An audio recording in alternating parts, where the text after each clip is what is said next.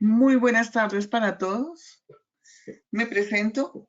Mi nombre es Sabi Mejía, secretaria ejecutiva del Consejo Profesional de Biología. Es un honor hoy, en conmemoración del Día de la Mujer, eh, invitarlos a escuchar esta charla, La mujer en la investigación y la ciencia en Colombia, dictada por la doctora María Angélica Leal, quien es bióloga de la Universidad Nacional de Colombia, con maestría en biología de la misma universidad y actualmente desarrolla sus estudios doctorales en biología de la Universidad Nacional de Colombia e investigación espacial y astrobiología de la Universidad de Alcalá. Es directora de la Corporación Científica Laguna, es investigadora del Grupo de Ciencias Planetarias y Astrobiología de la Universidad Nacional de Colombia y del Programa Antártico Colombiano, docente del Departamento de Biología de la Universidad Distrital, miembro titular de la Red Colombiana de Mujeres Científicas, contratista líder del equipo de educación del Planetario de Bogotá.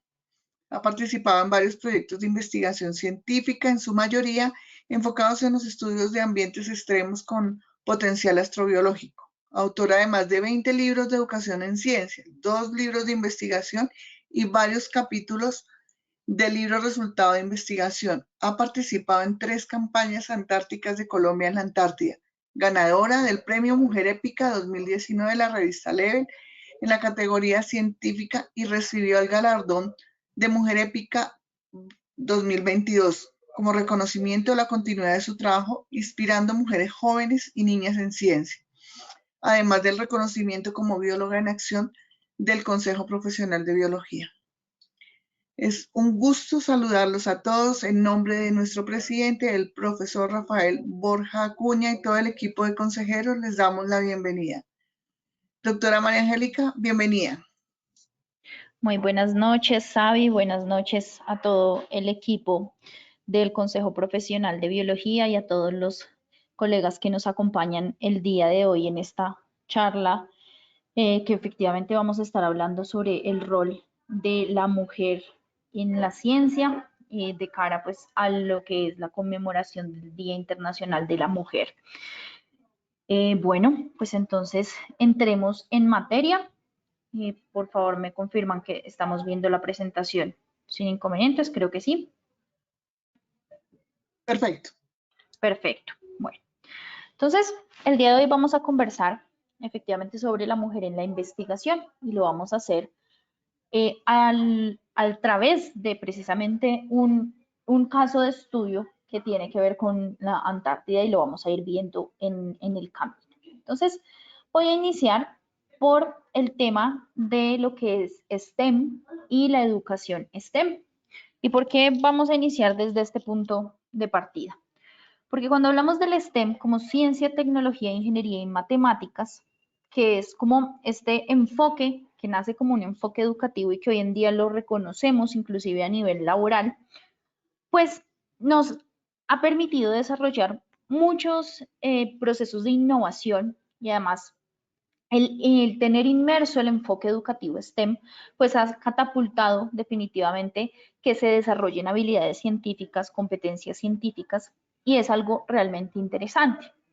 Sin embargo, vamos a ver que el STEM históricamente no ha sido tanto para las mujeres. ¿Y por qué hablar de estos temas pues en un día como el Día Internacional de la Mujer, que pues es este sábado? Y es necesario hablarlo porque vamos a darnos cuenta que el papel de la mujer, no solamente en la ciencia, sino en general en la sociedad, pero en el caso de la ciencia ha sido muy subvalorado. Entonces el enfoque STEM, la educación STEM, es un enfoque que decimos que es interdisciplinario, porque las disciplinas se empiezan a reunir y empiezan a transgredirse como esos límites de cada una de las disciplinas para que efectivamente podamos con esta reunión de disciplinas pues llegar a un aprendizaje que remueva esas barreras tradicionales a través de estas 4 disciplinas que decíamos, ciencia, tecnología, ingeniería y matemáticas, por sus siglas en inglés.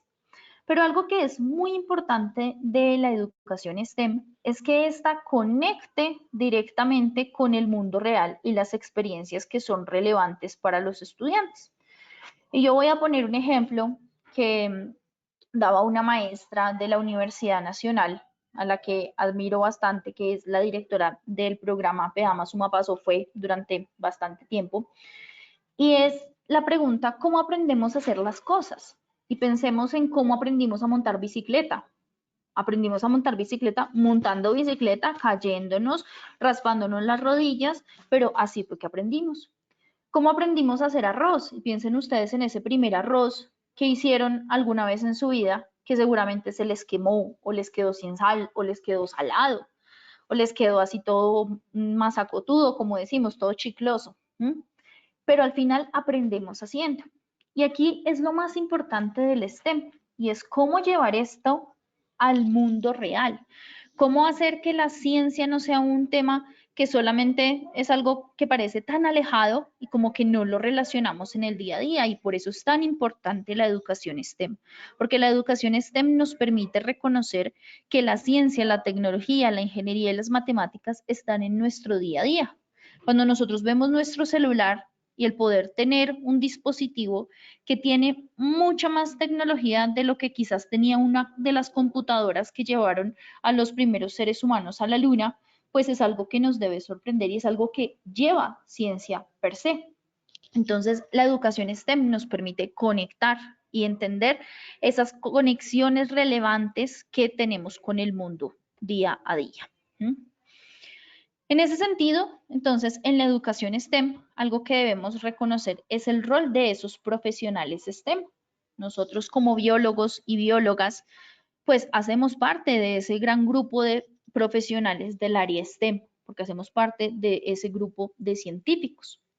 Pero la pregunta es también, ¿qué hacemos con ese conocimiento un poco más allá de lo que venimos haciendo tradicionalmente en nuestras investigaciones, en generar un nuevo conocimiento, en generar unos procesos de innovación o unos procesos de invención que por supuesto son fundamentales y es propio de nuestro quehacer como científicos? Pero pensemos un poco y es cómo llegamos nosotros o nosotras a ser científicos. ¿Cuál fue ese momento donde dijimos, yo quiero ser biólogo, yo quiero ser bióloga? O si tenemos compañeros de otras áreas del conocimiento, ¿cómo se decidieron a eso que ustedes querían estudiar? Y yo les cuento un poco ahí rápidamente. En mi caso fue por una docente del colegio que era tan apasionada por la biología que se le notaba en los ojos, así como cuando uno ve a alguien enamorado, que uno dice, wow, yo quiero sentir lo que esa persona está sintiendo. Y al final me decanté por estudiar biología porque ella me motivó y me inspiró a lo que es estudiar ciencias y estudiar biología. Pongo esto sobre la mesa porque sin duda creo que desde la mirada de la educación STEM y desde nuestro rol como profesionales en ciencias y profesionales STEM, tenemos una labor fundamental y es inspirar esas nuevas vocaciones científicas. Y los invito a que ustedes piensen cuando estaban eligiendo la carrera, cuántos científicos o cuántas científicas ustedes conocían. Uno siempre escucha hablar, es que mi primo es abogado, y el amigo de yo no sé quién es médico y no sé quiéncito estudió ingeniería. Pero a veces cuando hablamos del científico o la científica, parece ser algo como muy abstracto, como que ¿dónde están los científicos y las científicas? Y nosotros podemos ser ese referente en el día a día de la persona que tenemos al lado. Piensen ustedes en el hermanito, la hermanita, el vecino, la vecinita, o sea, todos los que son estos niños y niñas que están viendo un referente y a veces no reconocemos que nosotros en nuestro día a día podemos ser un referente de un profesional STEM. Entonces, eso quiero dejarlo como una invitación abierta a qué estamos nosotros haciendo para motivar y fomentar esas vocaciones científicas, esos científicos del mañana que ya están creciendo y que cómo hacemos para que se inspiren a que realmente tengan un proyecto de vida en ciencia. En ese sentido, hay algo que es también fundamental y no es solamente esa generación de vocaciones científicas, sino cómo generar esos procesos, no lo llamemos propiamente alfabetización, aunque así es como tradicionalmente se conoce, sino más bien como ese reconocimiento de la ciencia en el día a día para una toma de decisiones científicas, tecnológicas y que eso me permita aportar soluciones al contexto. Y quiero que pensemos en dos casos muy puntuales que los vivimos en la pandemia. Y es, seguramente ustedes en redes sociales, en TikTok, en Instagram, vieron que en pandemia salieron cosas como que en Barranquilla supuestamente había caído un meteorito gigante y que de ese meteorito si uno lo raspaba y se hacía un té, entonces con eso se iba a curar del coronavirus. Que si la gente abría la Biblia le salía un pelito y que con ese pelito entonces podía hacer un té y se curaba del coronavirus, ¿sí? Y digamos que fue algo que se difundió masivamente por las redes sociales, pero ahí la pregunta es cómo generar ese pensamiento crítico y ese razonamiento de esto realmente es algo que me va a ayudar con una situación como el coronavirus, esto realmente es algo que va a funcionar. Y esa capacidad de desarrollar un pensamiento crítico viene precisamente mediado por lo que las ciencias, la tecnología, la ingeniería, las matemáticas, o sea, la educación STEM puede aportarme en ese desarrollo de habilidades. Y al final, ¿esto en qué se va a ver reflejado? En soluciones en el contexto. Hoy en día vemos, y no sé cómo estaremos en el resto del país, acá en Bogotá estos días estamos con lluvias, con fríos, hay un pico de infecciones respiratorias y vemos que la gente es un poco más consciente y cuando está enferma de una vez se pone su tapabocas, porque saben que puede haber una transmisión de virus, de bacterias, y eso es algo que parece muy simple, pero que al final surge de toda esa educación en cómo se transmiten los virus y las bacterias, ¿sí? Entonces, cosas como esas, que son un pasito, digámoslo así, terminan generando grandes cambios y aportan esas soluciones al contexto. ¿Cómo hacer para llegar a nuestro vecino de la tienda del barrio, el señor que está todos los días y que todos los días nos está escuchando, lo saludamos, pero que a veces ni siquiera siempre nos veis como chao vecino, ¿cierto? Pero nosotros como profesionales en ciencia, ¿qué estamos haciendo? Y aquí entonces pongo esa como segunda tarea sobre la mesa, y es que nosotros como científicos tenemos un rol importante en la sociedad a la hora de desarrollar ese pensamiento crítico y esas habilidades científicas. Y eso lo hacemos ¿cómo? Conversando, hablando con el del día a día y con la persona que está a nuestro lado. Esto es importante a la luz de entender cómo esa educación STEM empieza a desarrollarse ya en otros contextos. Y es que a la final la educación STEM va a tener varios argumentos de por qué realizarse. Uno de esos tiene que ver con el argumento práctico. Ejemplo, comprender fenómenos del entorno. Voy a poner un caso y es que hay un mito en lo que es la región de Santander donde hay muchos terremotos. Y hay un mito en el cual la gente cree o creía que temblaba mucho porque hacía mucho calor, ¿sí? Y entonces es una pregunta en el día a día, ¿realmente eso puede pasar? O cuando llueve, entonces, no, sí, es que va a llover porque el cielo está gris, algo tan sencillo como eso.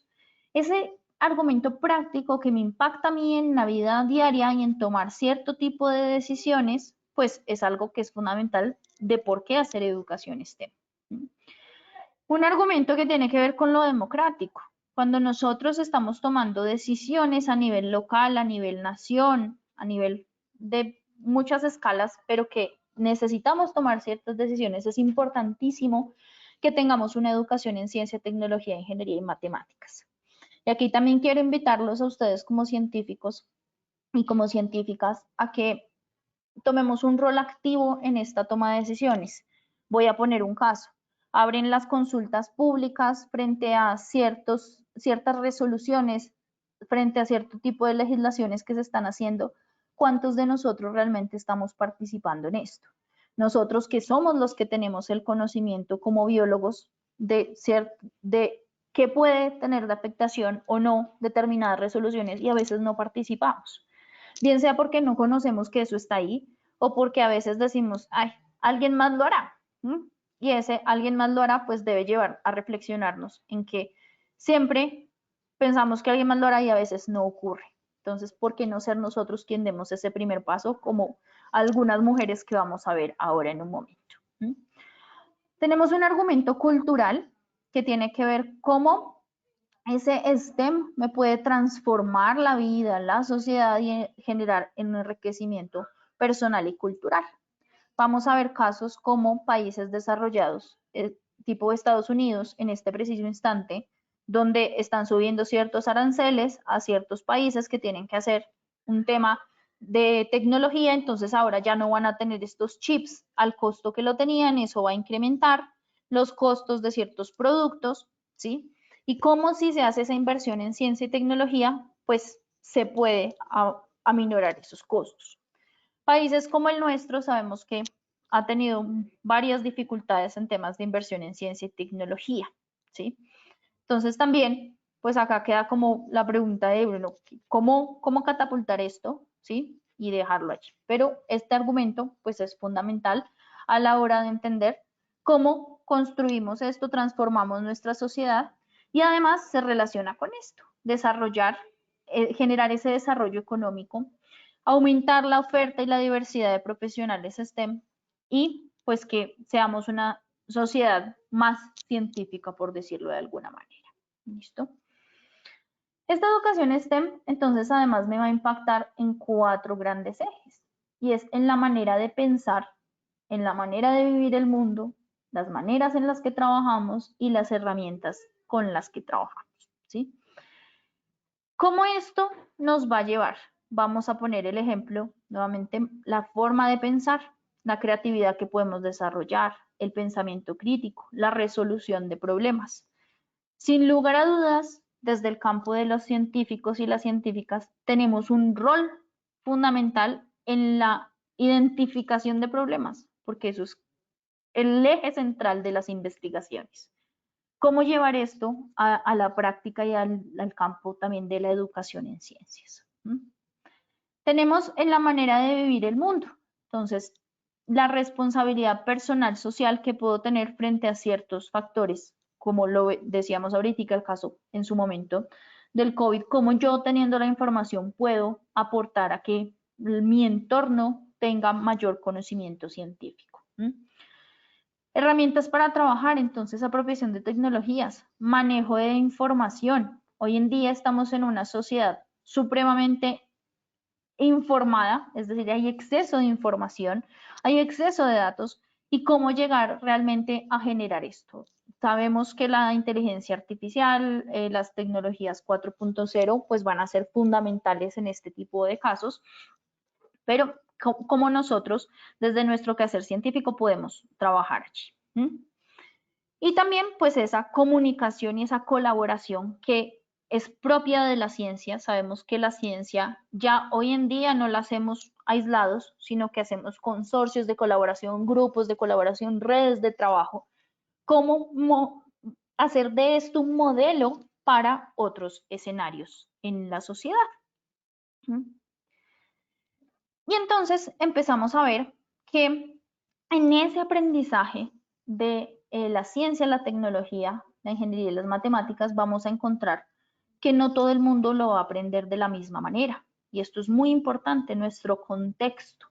Y por eso es que todos nosotros y todas nosotras estamos llamados a este campo de educar, así sea inclusive desde lo no formal, pero educar en ciencias porque el contexto en el que nos movemos puede ser muy diferente al de otro colega. Y estamos hablando que hay diferentes contextos. Hay un contexto que denominamos como el situacional, que es todo este aspecto sociocultural en el cual nos encontramos, el dónde vivo, bien sea de ubicación geográfica o con ciertas situaciones culturales. El contexto lingüístico, entonces la comunicación y la terminología propia, que en el caso de la ciencia es tan fundamental para que podamos entendernos y con esa comunicación propia. Y el contexto mental, mediante el cual hacemos un ejercicio de cómo comprendemos y nos relacionamos. Y el mejor ejemplo de esto es, no es lo mismo que yo le explique un concepto como la célula a un estudiante de pregrado en biología, a que yo le explique el contexto de la célula a un estudiante de primero de primaria, ¿sí? Ese racionamiento mental va a ser muy diferente por todo lo que ha vivido esa persona y eso lo podemos nosotros reconocer allí. Y estos contextos nos deben llevar a que si leemos bien el contexto, hacemos una educación en STEM, tengamos un ejercicio auténtico, es decir, que nos lleve a esas prácticas ordinarias, a reconocer que la ciencia está en el día a día y que además esto nos permite, qué pena que ahí se tapó, pensar y actuar de manera flexible y la utilidad de este aprendizaje. Pero ¿qué ocurre? Que tenemos algunas problemáticas y en el caso de Colombia lo vamos a ver ahora. Interesante leer el contexto, pero a esto hay que sumarle, desafortunadamente, algo que quisiéramos a veces no tener, y son las problemáticas propias del contexto, como el caso de ser mujer en ciencia, ¿sí? Y esto lo vamos a hablar con los datos y algo que a mí me parece muy importante, y es no diciendo que sea una labor de que algunos hombres machistas entonces nos han quitado espacios. No, pero históricamente esto ha ocurrido y es algo que no podemos desconocer. Pero sí podemos trabajar juntos para que efectivamente esto sea a la par, para cambiar estas cifras que vamos a ver. Lo primero es que cada día tenemos más de 7.1 millones de pérdidas de empleo versus 2.1 millones nuevos empleos que se van creando. Esto con datos del Foro Económico del 2016. Aquí teníamos algunos factores como reemplazo de seres humanos por cierto tipo de tecnologías, pero aquí entonces viene una pregunta. ¿Será que esta patadita que está acá nosotros como científicos no podemos transformarla? No podemos desde la ciencia hacer que esos datos, en lugar de ser algo que nos está desplazando, esa nueva tecnología, cómo nosotros podemos usar esa tecnología a nuestro favor y hacer que esos datos pues nos generen más información. Pero lo más triste de esto es que el mayor desempleo de estas cifras se presenta en mujeres. ¿Por qué? Porque cuando se miran las cifras, la mayoría de roles que están dominados por mujeres suelen ser roles hacia temas administrativos, asistenciales a nivel mundial, estamos hablando, en los cuales pues es muy fácil que esto desafortunadamente sea reemplazable, digámoslo así. Aquí es donde definitivamente desde la ciencia y en esa identificación de problemas podemos encontrar una oportunidad. Estamos hablando de un mundo hiperconectado, pero a la vez y un mundo con muchísima cantidad de datos y de información, pero a la vez entonces esto nos está desplazando. ¿Por qué? ¿Por qué no transformarlo? Por lo siguiente, y es la falta de preparación en áreas STEM. Desafortunadamente, en nuestro contexto, la ciencia, la tecnología, la ingeniería y las matemáticas pareciera que a veces no fuera algo para nosotras, ¿sí? Y les voy a contar con gran pesar que lo viví de manera directa y pareciera que es algo antiguo y algo viejo y no lo es. Hace un par de años, como docente universitaria en áreas rurales, tenía casos donde las estudiantes que querían hacer su pregrado consideraban que estudiar en la universidad no era una opción porque en el contexto rural, que en nuestro país valga la pena decir, tenemos más área rural que urbana, se considera que la mujer no debería estar haciendo eso. Nosotras no deberíamos estar ocupando ese tema de estudiar porque nuestro rol debería ser de cuidado en muchos de los casos, entonces cuidar a los hermanos, cuidar a un esposo, cuidar la casa. Y entonces estas mujeres que son de la ruralidad y que querían estudiar un pregrado, pues terminaban abrumadas porque del contexto en el que se movían, pues no estaba bien visto que estudiaran. Entonces ahí tenemos un punto y es, creemos que a veces es por falta de esa educación, a veces es por falta de que el contexto no está aportando porque no han tenido esos recursos. Pero sorpresa, también la oportunidad dictando algunas conferencias en cierto tipo de colegios, estrato muy alto, con todas las posibilidades de educación, donde las estudiantes mujeres empiezan a perder sistemáticamente áreas de ciencias y matemáticas hacia el grado 9 y empiezan a perder porque consideran que no se puede ser bonita e inteligente a la vez. Y esto que les estoy contando es algo muy tremendo, porque estamos hablando de estudiantes que tenemos hoy en día que piensan esto. Y uno va a ver cuáles son sus referentes, y sus referentes entonces son un contexto familiar donde su madre o su tía o su entorno femenino son mujeres que pues dependen económicamente del esposo y cuya vida se centra en un tema de cuidado estético y que al final pues es lo que ellas quieren replicar.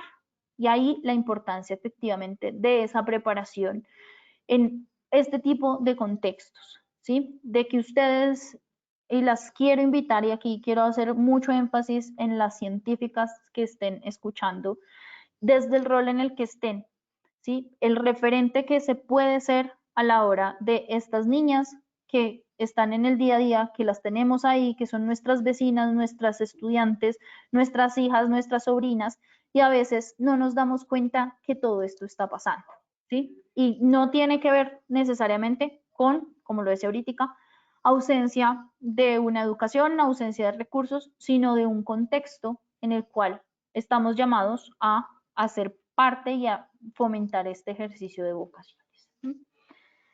Vemos entonces en ese caso que la probabilidad de elegir una carrera STEM aumenta casi 3 veces cuando se es hombre, con datos también que se tienen acá en Colombia y en la región.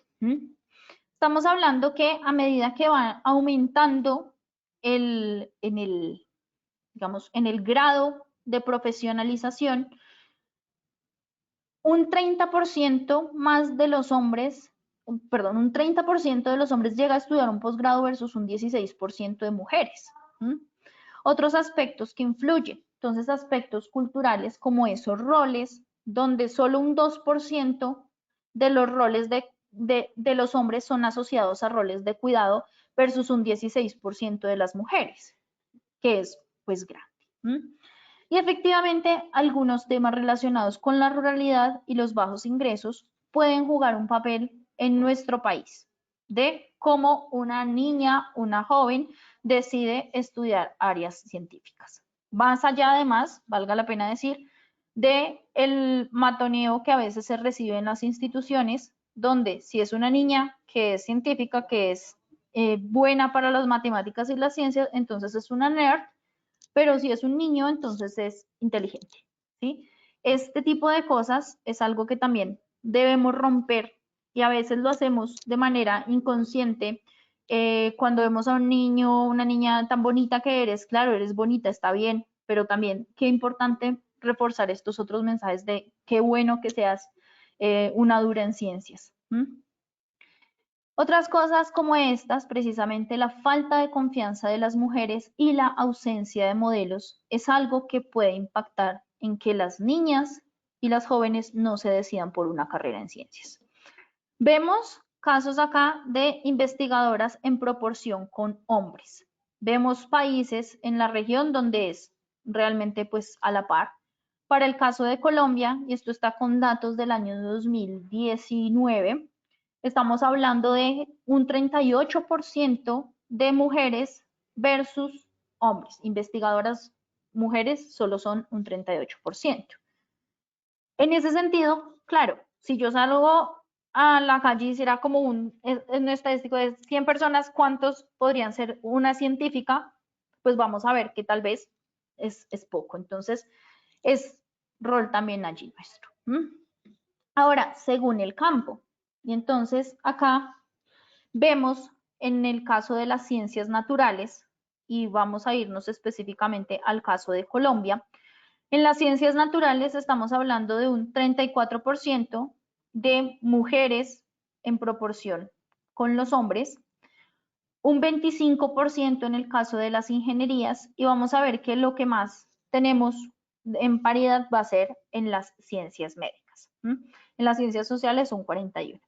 Pero en los campos STEM, como ciencias, ingeniería, tecnología y matemáticas, vemos que estamos en un 34 o un 25%. Aún nos falta. Se han hecho muchos esfuerzos, sí, y se han hecho esfuerzos de diferentes asociaciones de mujeres científicas, también de muchos colegas que entienden y reconocen la importancia de la contraparte femenina en las investigaciones, pero falta mucho trabajo por hacer en este sentido. ¿Cómo estamos entonces en esa brecha de género, así como un resumido? Entonces vemos que en promedio es de un 73% en el caso de Colombia, pero fijémonos que en Latinoamérica el promedio no está mejor, estamos hablando de un 70%. En ese sentido, hacer ciencia, las mujeres que hacen ciencia realmente están haciendo un impacto más allá de la publicación, más allá del artículo científico, y hoy quiero invitarlas a que reconozcamos efectivamente que conmemoremos, así como en la conmemoración del Día de la Mujer, ese rol que estamos haciendo, porque estamos corriendo cada vez un poquito más este tema para que la brecha sea menor. Y esa brecha la podemos seguir cerrando en la medida en la que motivamos esas vocaciones científicas. Bien. Y quiero entonces irme a un ejemplo para contar la vida de algunas científicas, y me voy a ir con un ejemplo y es la Antártida. Lo decía ahorita Sabi en la presentación de mi perfil, he estado en 3 expediciones antárticas de Colombia. Y quiero contarles esta historia porque considero que ser mujer en ciencia ya de por sí es complejo, pero además en algunos entornos es aún más difícil. Entonces vamos a ver algunas de estas historias. Lo primero es, ubiquémonos, ¿cierto? ¿Dónde está ubicada la Antártida y cómo nace todo este tema de la Antártida? Históricamente, la Antártida se hablaba que era la Tierra Australis Ignota, porque no se conocía. Pero la hipótesis que se tenía en su momento era que si estaban todas estas masas en el norte, debería existir una gran masa en el sur que mantuviera el equilibrio, o sea, la Tierra equilibrada, digámoslo así. Y este fue como el primer mapa que se planteó en su momento de cómo podría ser que luciría la Antártida. Cuando se avista por primera vez, estamos hablando de los años 1500, se tiene una discusión entre quién fue la primera persona que realmente avista la Antártida. Unos dicen que fue este holandés, Dirk Gerrit Pom, que habría visto por primera vez. Y por otro lado se tiene el registro del español Gabriel de Castilla. Estos registros al final le dan más peso al caso de Gerrit Pom. ¿Por qué? Porque tiene algunas bitácoras de viaje donde se describe que efectivamente podría haber sido. Entonces, este fue como una primera aproximación que se tiene de, uy, la vi por primera vez. Los diarios dicen en los registros que vieron por primera vez como unas montañas nevadas y que estaban muy, muy al sur cuando lo vieron. Entonces vemos la Antártida es todo esto, es un continente, le llamamos el continente helado, el continente blanco, y es fundamental para la vida en el planeta porque, por un lado, las temperaturas ayudan a generar como un refrigerador natural a nivel mundial. Adicionalmente a eso, lo que tiene que ver con las características topográficas y que además sí tenemos un continente en la parte, o sea, si quitáramos todo el hielo que está cubriendo la Antártida, nos daríamos cuenta que hay un continente.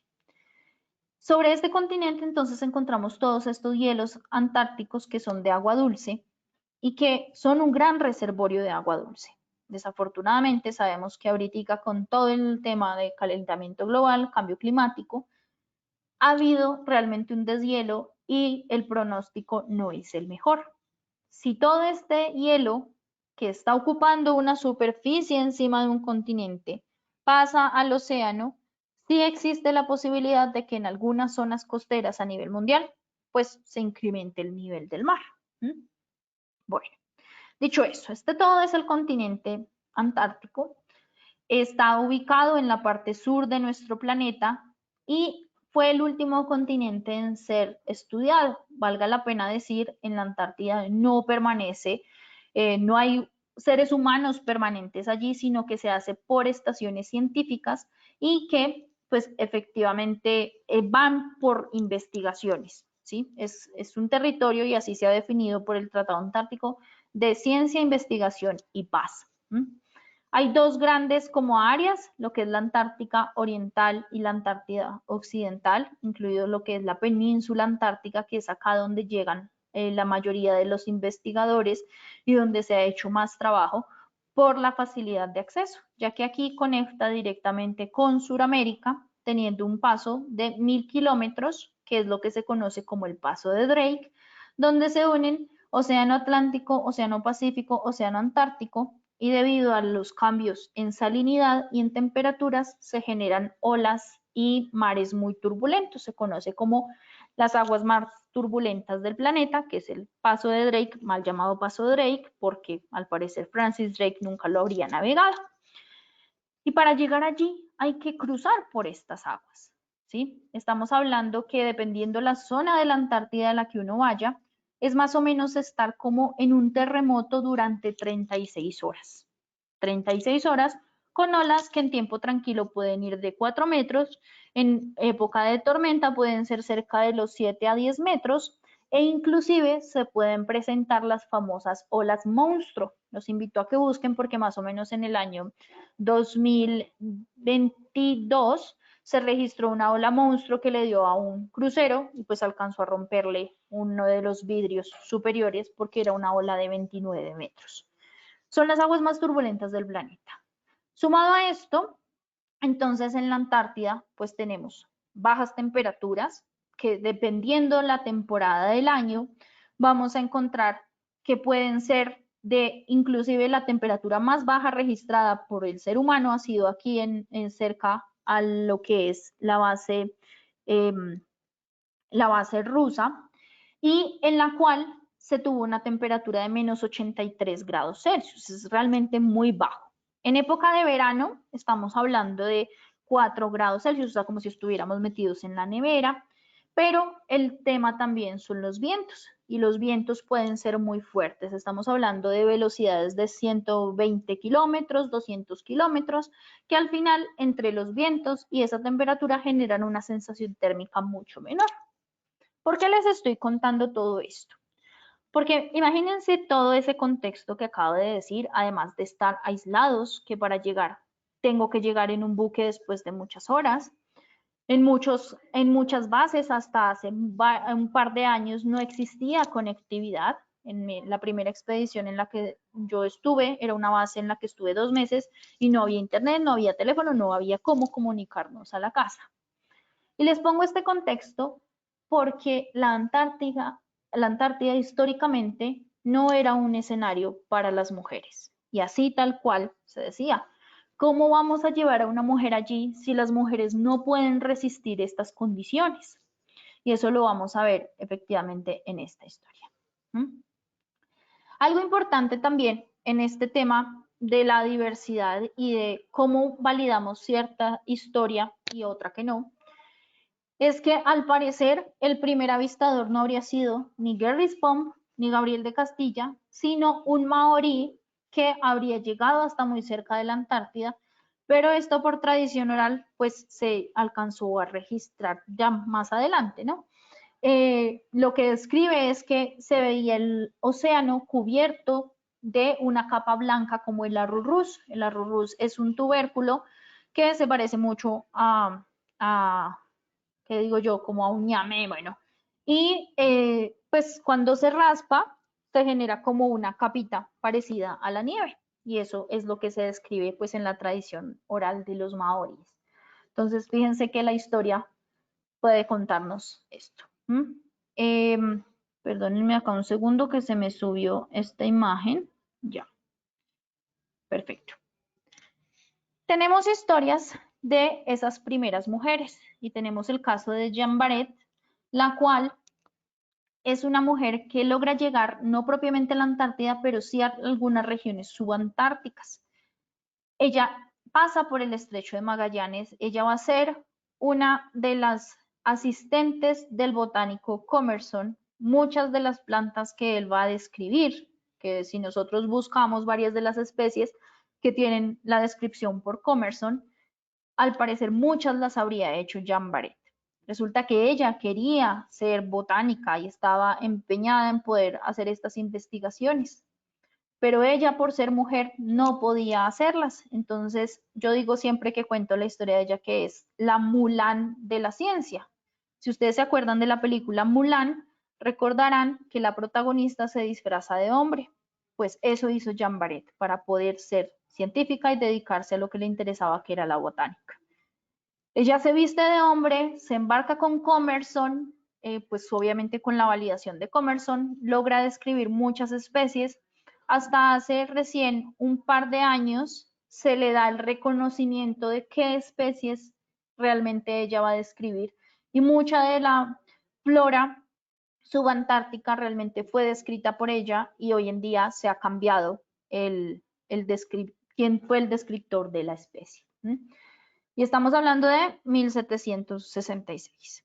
Fíjense que en el caso de Gabriel de Castilla, Gerry's Pump era hacia los 1500, ¿sí? Y esto estamos hablando de zonas subantárticas, o sea, ni siquiera todavía en la Antártida. Caso de Kerguelen. Kerguelen, un explorador que logra llegar no propiamente hasta la Antártida, pero sí a zonas cercanas, lo que se conoce como las Islas Kerguelen. Él va en esta época, en 1772, y resulta que él lleva consigo en uno de sus viajes a Luis Seguin. La lleva a manera de cortesana, pero a él lo desacreditan por haber embarcado a una mujer. Lo acusan de contrabando. La mujer para ese momento era considerado contrabando. Es muy tremendo pensar en que hoy en día nosotros, o sea, sentirnos como contrabando es algo muy extraño, ¿sí? Pero pensemos en el contexto de ese momento y cómo Kerguelen, listo, queda desacreditado por llevar una mujer. Más adelante, año 1911, Amundsen logra llegar al Polo Sur geográfico en una carrera que tenía con Scott por llegar a ese Polo Sur geográfico. En 1926 va a alcanzar lo que es el Polo Norte geográfico. Y quiero que grabemos este número para ver la diferencia de cuando una mujer logró llegar a ambos polos. Amundsen pues logra esta hazaña de ser el primer ser humano en poner la bandera allí, de decir que llegó al Polo Sur geográfico. Estamos hablando de 1911. En 1931, Ingrid Christensen navega por primera vez en la Antártida. Y navega porque su esposo, el señor Christensen, ahorita no recuerdo su nombre, pues tenía una expedición a la Antártida. Y ella va por ser la esposa, no como un papel más allá de acompañar a su esposo.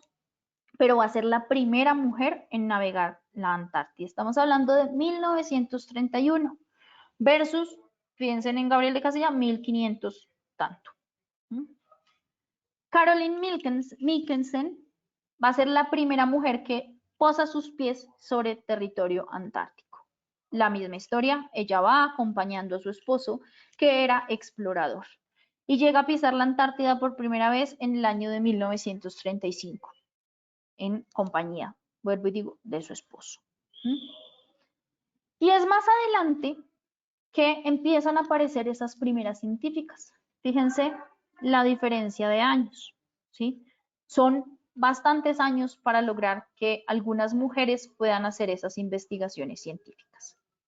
En 1956, entonces, aparece María Kleonova, que va a ser la que viaja a la Antártida, siendo la primera geóloga en estudiar esas regiones polares en la Antártida.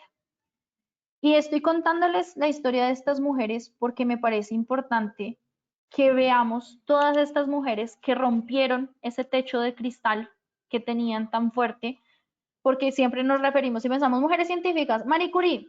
Bueno, pues que la próxima vez que nos digan mujeres científicas, María Kleonova, ¿cierto? Mary Alice McGuire. Ella va a ser la primera estadounidense que va a ser jefe de una estación científica, como es la estación científica McMurdo en la Antártida. Año 1974. Pasarían muchísimos años para que una mujer pudiera ser jefe de la estación. Y aquí viene, entonces, Anna Bancroft, 1993. Es la primera mujer en lograr llegar tanto al Polo Norte como al Polo Sur. 1993. Y veíamos que Amundsen lo logró en 1926. Estamos hablando de una diferencia de 67 años. 67 años para que las mujeres pudiéramos hacer lo mismo en la Antártida y en el Polo Norte, ¿sí? En el Ártico, que lo que hizo Amundsen Scott, ¿sí? En el 26. Esta diferencia temporal es algo que sin lugar a dudas nos pesa en esa brecha de género que veíamos al inicio. Quiero contarles que en mi primera expedición a la Antártida, con toda la cooperación internacional, tuvimos que embarcar en un buque que era recuperado de la Segunda Guerra Mundial. Y era un buque que no tenía camarotes individuales, sino toda un área donde tocaba embarcarse allí. En ese embarque, al llegar con otras 2 investigadoras, nos dice el capitán: yo no sabía que venía personal femenino.